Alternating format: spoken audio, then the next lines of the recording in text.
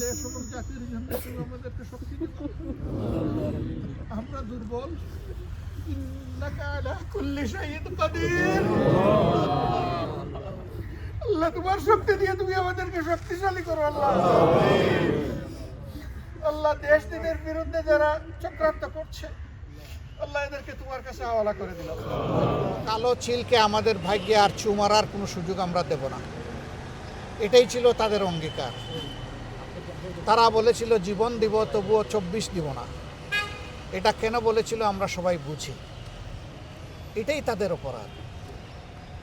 তারা কারো দিকে অন্যায়ের হাত বাড়ায়নি, কারো উপর জুলুম করেনি। হাদি আজীবন ইনসাফের কথা বলে দিয়েছে। এমনকি বলতে বলতে এটাও বলেছে যে আমার শত্রুর প্রতিও আমি ইনসাফ করতে চাই। আমি কোনো শত্রুর উপরেও বেইনসাফি করতে চাই না, এবং কেউ বেইনসাফি করুক সেটাও আমরা দেখতে চাই। এমনই একটা নির্মল চরিত্রের ছেলে, যে আসলেই অনেকের অন্তরে জায়গা করে নিয়েছিল, এবং অনেকের ভালোবাসাটাই সম্ভবত তার জন্য কারো কারো ক্ষেত্রে সহ্য করা কঠিন হয়ে গিয়েছে।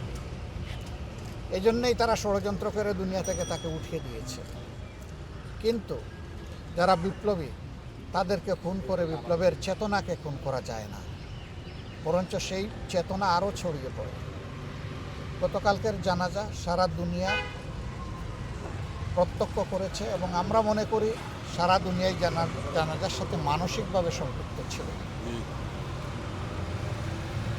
আমরা শপথ নিতে চাই, আল্লাহ তাআলা যে দেশে আমাদেরকে পয়দা করেছে, এই দেশ এই জাতির জন্য আমাদের সর্বোচ্চটুকু দিয়েই আমরা লড়ে যাব ইনশাআল্লাহ। এবং আমরা আশাবাদী এই জাতি ইনশাআল্লাহ সব ধরনের ফেসিবাদের কবল থেকে মুক্ত হবে ইনশাআল্লাহ। সব ধরনের অন্যায় অবিচার থেকে মুক্ত হবে ইনশাআল্লাহ। বৈষম্য থেকে মুক্ত হবে, দুর্নীতির কোরাল গ্রাস থেকে মুক্তি পাবে। আমরা দুর্নীতির সেই দুর্ভেদ্য জাল বেড়া একবারেই ভেঙে তছনছ করে দেব ইনশাআল্লাহ। এ পর্যন্ত আমাদের লড়াই অব্যাহত থাকবে ইনশাআল্লাহ। তাহলেই হাদি এবং হাদিদের আত্মা শান্তি পাবে। এই 24-এ যারা জীবন দিয়েছে, যারা লড়াই করে দুনিয়া থেকে বিদায় নিয়েছে, আল্লাহ তাআলা তাদের সকলকেও হাদি সহ শহীদ হিসাবে কবুল করুন। আমিন। যারা আহত পঙ্গু হয়ে বেঁচে আছেন, আল্লাহ তাআলা জীবন্ত এই শহীদদেরকে তার খাস কুদরত থেকে সাহায্য করুন, এবং এই জাতিকে তাদের থেকেই প্রেরণা নিয়ে নিজেদের কর্তব্য আদায়ের তৌফিক দান করুন। আজকে রাজনৈতিক দলগুলোর উপর অনেক বড় দায়িত্ব।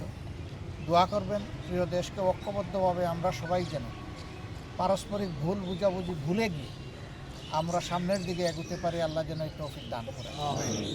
আদর্শ এবং কৌশল দলগুলোর ভিন্নতা থাকবে, সেই লড়াই হোক বুদ্ধিভিত্তিক, সেই লড়াই হোক যুক্তির, এবং সেই লড়াই হোক মানবতার কল্যাণ। দেশ নয়, ব্যক্তি নয়, জাতিই বড় কথা। ব্যক্তি নয়, দল নয়, জাতিই বড় কথা। সেই কথার উপরে আমরা যেন রাজনৈতিক দলগুলো আমাদের পথ রচনা করে সামনে এগোতে পারি। আল্লাহ সেই তৌফিক দান করুন।